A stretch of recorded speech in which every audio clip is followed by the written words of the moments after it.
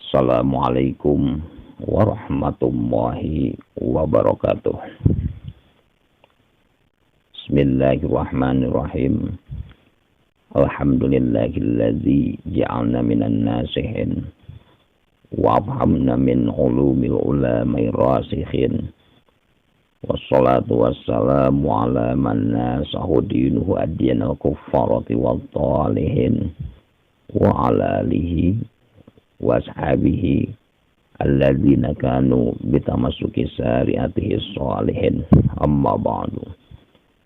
Faya ayyuhal hadirun ittaqullah haqqa tuqatihi wa la tamutunna illa wa antum muslimun. Ilahi anta maksudi wa ridhaka matlubi a'dini mahabbataka wa ma'rifataka. Asallahu wa yaj'ala bainakum wa bainal ladzina adaitum minhum mawaddata wallahu qadirun wallahu ghafurur rahim. Rabbi inni dhalamtu nafsi faghfir dan bila ilaha illa anta subhanaka inni kuntu minadh dhalimin. Alhamdulillah, dina kesempatan ayeuna manawi aya widi ti Gusti Allah kuasilah karomahna pangarsa guru agung urang sadayana di Patapan Suryalaya Tuan Syekh Ahmad Soibu Wafat Tajul Arifin bin Syekh Abdullah Mubarak bin Syekh Nur Muhammad Patapan Suryalaya Kedembaran Rahmania. Urang cobi-cobi ngalenyepan, urang sasarengan ngalenyepan hiji tapakur anu kadua na tadzabur anu katiluna tasyakur dugikeun ka mudah-mudahan urang sing dikesakeun tiasa tadzakur. Hanteu karasa ku urang sadayana yen patarosan malaikat munkar sinereng malaikat nakir di alam barzah geus dijawab, geus kajawab ti ayeuna ku urang ngamalkeun tarekat qadiriyah naqsabandiyah. Mana buktina yen eta pertanyaan malaikat teh geus kajawab ti ayeuna, keur dijawab ti ayeuna. Yuk urang sasarengan tapi satu acana sanduk-sanduk nyuhunkeun dihapunten boh bilih aya beda pamendak atanapi benten paham sareng sim kuring mugi ngamaklum sinareng kersa ngahapunten ka sim kuring. Pertanyaan malaikat teh nu kauning aku sim kuring ya. Marrabbuka wa man nabiyyuka wa ma imamuka wa ma qiblatuka wa man ikhwanuka. Saha pangeran anjeun, saha nabi anjeun, naon imam anjeun, mana kiblat anjeun, jeung saha dulur anjeun. Tapi dina kitab Al-Ghuniyatul Talibul Haq aya deui ningan wawuh teu anjeun jeung jelema ieu kaum aya malaikat anu nyodorkeun Kangjeng Nabi Muhammad sallallahu alaihi wasallam. Upami nu kenalun panginten upami nu iman langsung ngajawab yen eta nu katinggalna teh nyata Kangjeng Rasulullah sallallahu alaihi wasallam. Ieu we anu umum. Saha pangeran anjeun? Engke eta teh di alam barzah teu karasa tos kawaler ti ayeuna. Saha pangeran anjeun ti ayeuna keneh? Ku guru tos dididik, ku guru tos diatik, keur ngajawab eta dalin biwir urang engke di ditu mah. Dina surat Yasin oge parantos jelas. A'udzubillahi minasyaitonir rajim. Bismillahirrahmanirrahim. Al-yauma nakhtimu ala afwahihim wa tukallimuna aydihim wa tashhadu arjuluhum bima kanu yaksibun. Kan bibir mah dikunci. dan leungeun anu obah tur gerakna suku nu kaancikan lengkahna nya patekadan anu kasaksi ku rasa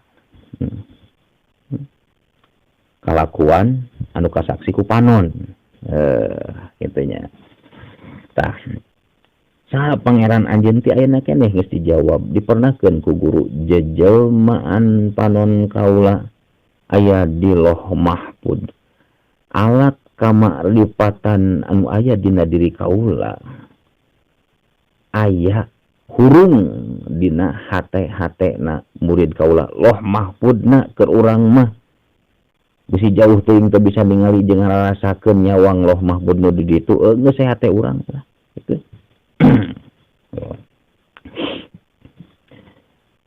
Dalilna dina Al-Qur'an ulaika kataba fi qulubihimul imana maranehanana jalma-jalma anu geus ditetepkeun ai sabata ditetepkeun kataba bisa ditulisan kataba bisa ditetepkeun direnggenekeun eta binih katauhidan teh dina hatena murid-muridna kudu jadi guru nyata dikurebkeun teh saperti nu kamari diuningakeun ta urang teh dikurebkeun eta teh hartina seuna nyai-nyayan hate muusan rada aya eling ka Gusti Allah Subhanahu wa taala.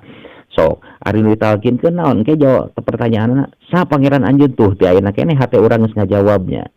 Eta hate urang keur ngajawab nu eling mah sakumaha anu ditalkinkeun ku pangarsa guru ti Suryalaya tah eta jawabanna teh geus di ayeuna. Apaan lain ku bibir eta mah kulisan batin orang eta mah dijawabna ge nya.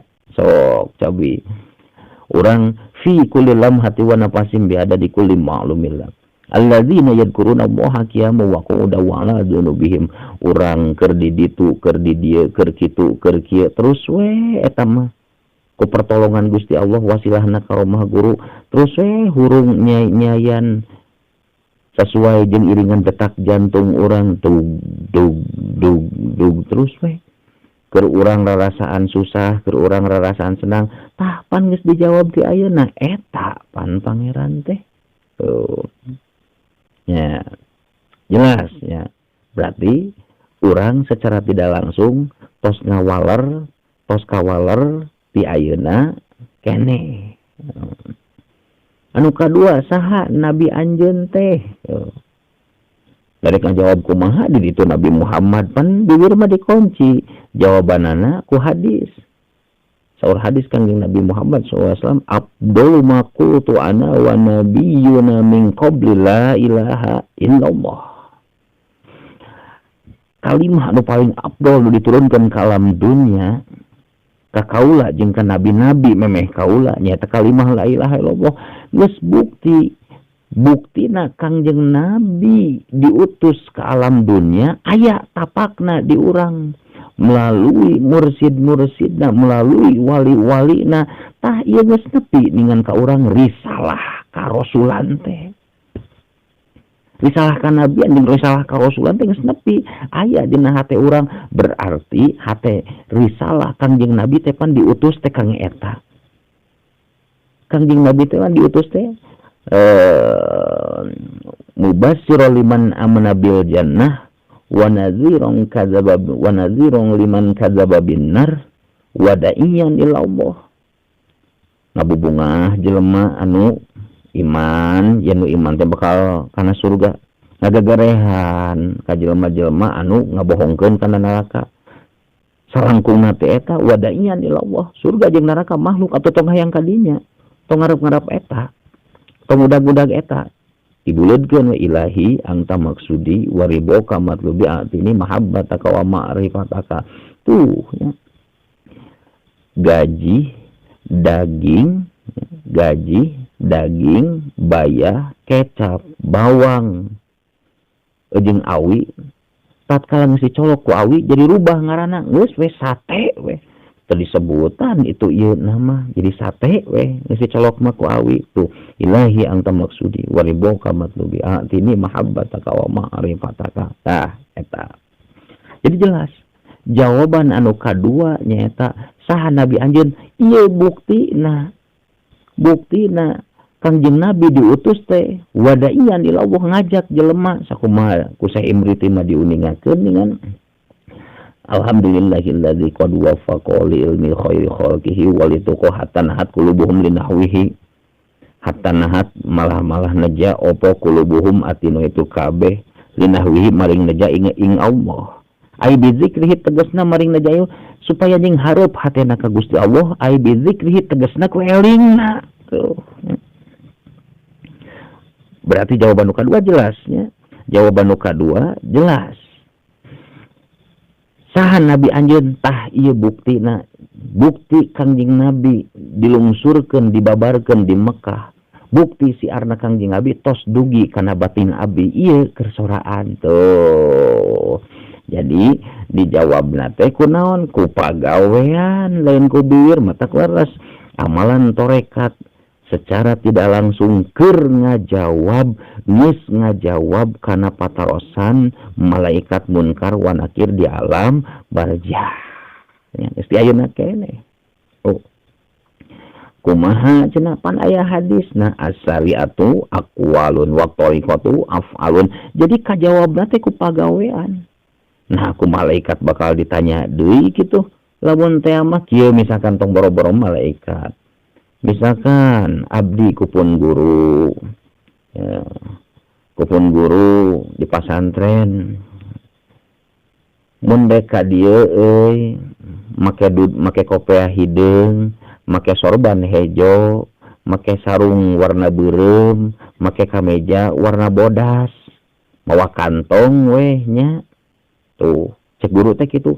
Pas simkuring datang kadinya, bener simkuring teh make kopiah hideung, make sorban beureum, make kameja bodas, make sarung anu warna beureum. Nah, pun guru teh bakal naos deui moal ka simkuringnya moal, apa geus jelas dijawabna ku nurut ku pagawean. Jadi perintah guru teh dijawab ku simkuring. Cek guru lamun dek ka pasantren, lamun dek reunian, make kopiah hideung, make sorban hejo, sarung beureum, kameja bodas. Mawa kantong. Aya simkuring pun gue teh ningal meureunnan kopiah hideung bener sorban hejo kameja bodas sarung beureum mawa kantong. Nah ada kita jadi mana kopiah? Mana kantong? Mana sarung? Tuh kan. Mana kameja? Moal nanya di dengan jelas.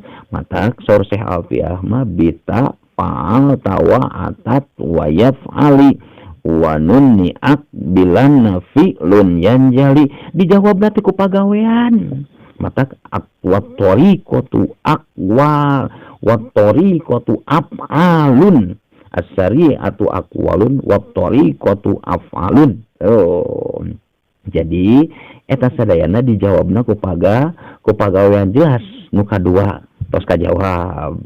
Eta keneh jawabanna mah nya. Terus anu katiluna naon imam anjeun di umum jelas memang leres di imam urang teh Al-Qur'an. Hiji cenah mun moal bisa ngajawab lamun utara maca kana Al-Qur'an belah dituna nu teu iman kana Al-Qur'an nu iman jeung daek maca kana Al-Qur'an belah dituna ngamalkeun bakal bisa ngajawab kana eta sadayana. Kieu eta sadayana teu tiasa disalahkeun memang leres kana kituna. Da pamayamal misqala dzarratin khairan yarah wa mayamal misqala dzarratin syarran yarah. Sakabehna ge amal alus, amal goreng leutikna gedena bakal nemrak balasanana ti Gusti Allah. Ngan dieu mapan ngaran tadi ngalanjepan.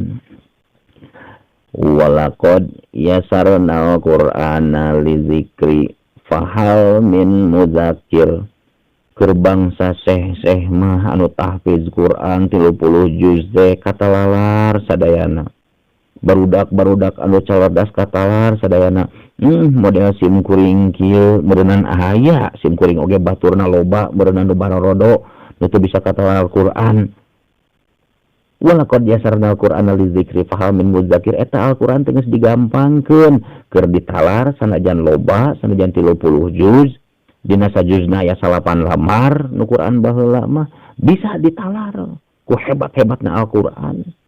Ku pertolongan Allah ku daek jelema ku jelemana tiasa ngaraksa kana rengkak paripoho tindak tanduk ucap jeung lampahna sehingga diberi anugerah tiasa apal kana 30 juz Al-Qur'an.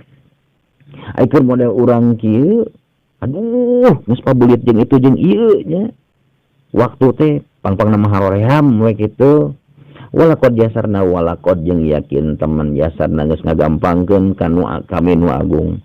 Al-Qur'an walakod jasarna Al-Qur'an dzikir eta Al-Qur'an teh geus disarupakeun dikir tah pahal bin mudzakir kari daek we ngamakeunana kieu mau wa qudau ala dzunubihim keur nangtung keur nyangkere tuh keur dieu keur nangtung keur nyangkere keur susah keur senang keur antara susah jeung senang fikul dalam hati wa napasim renghap jeung ranjug sifatnya wa nyaeta napas renghap jeung ranjug hakikat nyawa nyaeta rasa ulah lupas tina eta tuh pertanyaan nu katilu naon imam anjeun Al-Qur'an buktina naon ringkesan Al-Qur'an asalna tah eta nu nurunkeun Al-Qur'an ka alam dunya teh melalui malaikat Jibril pahidieuna ka Kangjeng Nabi Muhammad nurunkeun Al-Qur'an saha tah eta di jero keur disada pan teu meunang sim kuring menguningakeun nya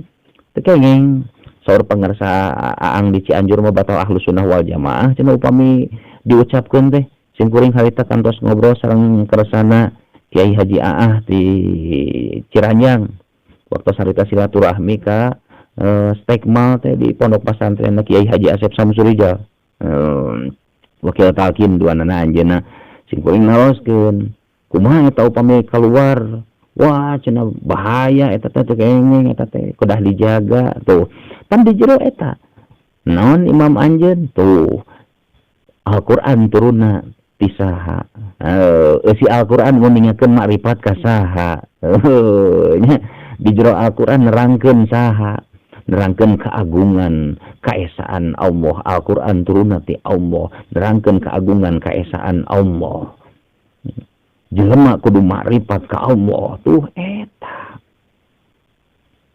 didohirkeun weh la ilaha illallah Al-Qur'an tina la ilaha illallah si Al-Qur'an ditah la ilaha illallah ditah tauhid la tusyrik bihi syai'an ulah nepikeun ka kasisi kagir la syarika lahu ningan dina salat nya teh kasisi kagir manteng we ka Allah tuh pertanyaan nu katilu naon imam anjeun Al-Qur'an teu katalar Al-Qur'an mah da ku sabab keterbatasan sagala rupaning pang-pangna haroream pang-pangna haroream jeung kurang kuatna maksud jeung kadaek nyaeta walaqad jasarna Al-Qur'an al-zikri fahal min mudzakir tah ningan Al-Qur'an turunna ti saha ti eta anu ditalkinkeun saeusi Qur'an nerangkeun keagungan jeung kaesaan saha eta saeusi Al-Qur'an nitah makrifat ka saha nuduhkeun makrifat ka saha ka eta nya ka Gusti Allah. Terus pertanyaan anu kaopat mana kiblat anjeun itu alhamdulillah urang berenang dina salat sunat utama dina salat fardu sok nghareup ka kiblat da kumaha lamun teh mah urang teh keur dieu keur itu keur kan teh salawasna malik ka kiblat urang teh malik ka arah ka jihad kiblat mana kiblat anjeun dina acuan ibadah Abdul Jihad Asraful Jihad tuh nya maca kitab ngapakeun santri langkung saena utamana ngarah gancang apa ngarah berkah malik ka kiblat tuh dina salat mana pikeun ka fardu eta teh abusna kana syarat kitu nu 8 teh dina sapina nah ayeuna mana kiblat anjeun teh Ka'bah ku ieu tarekat qadiah naksabias cobi lenyepan ku urang sadena pawali wajhaka satrul masjidil haram dina surat Al-Baqarah kapungkur Kangjeng Nabi satahun langkung kirang langkung gitu nya sim kuring hilap deui duka 17 sasi duka 16 sasi dina Al-Qur'an teh kantos ka Baitul Muqaddas heula madep teh satu acan ka kiblat teh satahun langkung lah kiblatna teh ka Baitul Maqdis ayeuna aya piwarang ku sabab Kangjeng Rasul kapidangdam kapicangcam dina manahna hoyong supaya teu kasebut nurut ka Yahudi gitu nurutan kiblatna Yahudi hoyong deui jeung hareup ka Mekah gitu ka Ka'bah gitu nya turun we ayat eta pawalli wajhaka satrul masjidil haram sok sing hareupeun rarai anjeun ka tengah-tengah Masjidil Haram. Tuh ieu urang sakali-kali urang jeung hareup ka kiblat dina salat fardu jeung salat sunat. Sakali-sakali urang ngalap kaberkahan ku sabab pangsaena lebah atanapi jihad, ngaos Al-Qur'an, maca kitab, nuju ngaos gitu. Mayun ka kiblat urang teh ngalap kaberkahan ku mulia-muliana eta jihad. Ku mulia-muliana eta arah kiblat. Tapi ieu trek terus hate maningan salawasna fi kulli lamhati wa nafasin biada di kulli ma'lum millat kiam wa quda wa ala dzunubihim ningan lamun keur dikeresakeun mah teu keur kitu teu keur kieu teu kahalangan teu kahalangan ku junub teu kahalangan keur di WC teu kahalangan ku itu ku ieu ningan terus we hirup eta hate teh hiji anugerah ti Gusti Allah, kaduana wasilah karomah nu jadi guru urang nu teu oleh-oleh nuntun nuyeun ka urang sadayana secara batiniah. Ya. Jelaskan jawaban nu kaopat. Bahwa liwajhaka satral Masjidil Haram. Urang teh dengan madep teh ka kiblat mah aya waktuna, mengakui bahwa kiblat itu memang ditangtukeun. Arah pamulia-muliana arah. Netepan anu padu madepna kadinya tuh nya tameureunnan eta urang mah madepna hate urang salawasna kanu miwarang madep ka kiblat ka Ka'bah kadat Gusti Allah anu miwarang urang madep kadinya langsung tuh nya didinya saha atuh cenah nu salajengna teh saha dulur anjeun muslimin muslimat tah mana cenah buktina torekat kode naksabandiah teh ngajawab yang pertanyaan urang teh dulur-dulur urang teh muslimin muslimat teu karaos ku urang tinggal saatosna sateu acana tawajuh saatosna beres dikir 165 atanapi urang saatosna dikir seueur gitulah nya di dinya teh pan aya summa ila ruhi abaina wa ummahatina walikafatil muslimina wal muslimat al ahya'i minhum Muhammad tuh kusabab ngaku dulur sanajan teu wawuh sanajan can pernah patepang tapi asup kana doa urang beureunan aya kahadean aya bentuk duduluran aya bentuk tali ikatan batin sehingga kudu dicantumkeun satancana tawajuh teh saatosna dikir summa ila ruhi abaina wa ummahatina walikafatil muslimin wa muslimat ala yaiminhum Muhammad al-Fatihah nih kitu tah eta secara dohirna tuh berarti bener ngaku dulur ngaku urang didoakeun gitu itu ngadoakeun ka urang ngadoakeun ka ditu bener teh ngaku dulur muslimin muslimat teh anu kadua na tinggal dina kitab Tangkihul Qaul nya upami telepat dina sarahna nya dina sarah dina pas padilahna kalimah la ilaha illallah labdi de kumaha ieu hadis Bismillahirrahmanirrahim qala Nabi sallallahu alaihi wasallam man qala la ilaha illallah wa madda bi ta'zimi khuddimat lahu arba'atu alafi dzanbin minal kaba'ir di mana-mana jelema zikir kalku kalimah la ilaha illallah tembus nepikeun ka panjangna tiasa sesuai sareng ilmu tajwidna tiasa terus nepikeun ka panjang ai panjang tepan ngempad gitu panjang tembus kana rasana tembus kana alam ning rumasa nah ya, tembus nepikeun kana kasadaranana gitu yen teu aya di nu kawasa teu aya di nu musik malikeun kecuali Gusti Allah nepikeun ka sadar nepikeun ka pasrah da sami kan urang mah ngajen tuh payunan Gusti Allah teh aya dua nu hirup teh hiji Allah kaduana urang ngarasa mampu ngarasa bisa ngadoa ngarasa bisa punta-penta mun urang teu menta ku Allah teu dibere lamun ku urang menta Allah mere tuh ngajentul keneh urang mah teu la ilaha illallah lebur gitu lebur dina jalaliyahna dina jamaliyahna dina kagunganna Gusti Allah Subhanahu wa taala sing saja manepikeun ka panjang eta ngucapkeun kalimah la ilaha illallah teh jasadna nyawana rasana tembus ku eta dikir hirup ku eta dikir usik ku eta dikir kacangan ku eta zikir hudimat lahu arba'atu alafidan bin minal kabair maka dilebur ku Gusti Allah ku agungna eta kalimah Allah 4.000 dosa gede. Dina sarahna aya penjelasan. Aya sahabat ngaos kumaha cenah epan eta teh jelema teh dikirna teh moal sakali moal sapoe tuluy dituluyan meureunnan. Ai eta cenah pangampuran Gusti Allah ka saha meureun jelema eta teh pan dosana teh dihampura. Hiji keur manehna heula, enjingna teh dikir deui atawa sorena teh dikir deui keur nu saimahna. Enjingna teh cenah dikir deui geus dihampura nu saimahna. Keur tatangga nu deuketna, keur keluargana heula. Keluargana geus dihampura, tatangga nu deuketna. Tatangga nu deuketna dihampura dan dikirna teu eureun-eureun terus kitu. Unggal salat 5 waktu teh ngageder we dikir. Gitu. Meureunna nu salemurna terus ngalegaan teu karasa ku ieu amalan torekat qadiriyah saban dia urang geus lebet kana dawuhna Kangjeng Nabi Muhammad SAW khairun nas anfa'uhum linnas secara tidak langsung tos menuai manfaat tapi ulah jadi tetegenan dina diri urang ngarasa alus urang ngarasa itu ngarasa ieu keun urusan Allah eta mah ngan urang syukur we alhamdulillah ningan teu karasa sanajan can pati bisa mere maweh seperti batur ningku urang ngadigle dikir di imah teh ning geus nerkab jadi wasilah lungsurna magfirah sareng rahmat Allah ka jelema-jelema hiji kana awak urang kaduana ka jelema-jelema anu caket sareng urang tuh ya alhamdulillah urang tah ayeuna mah kari ngalenyepan ku urang sadayana tah panginten sakitu we lah kirang langkung nama nyuhunkeun dihapunten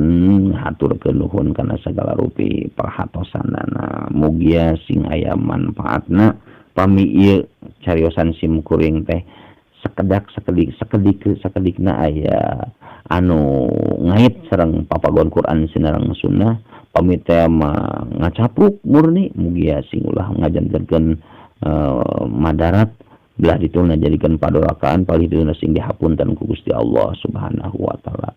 Subhanaka Allahumma rabbi wa bihamdika asyhadu an la ilaha illa anta astaghfiruka wa atubu ilaik. Billahi taufiq wa hidayah. Wassalamualaikum warahmatullahi wabarakatuh.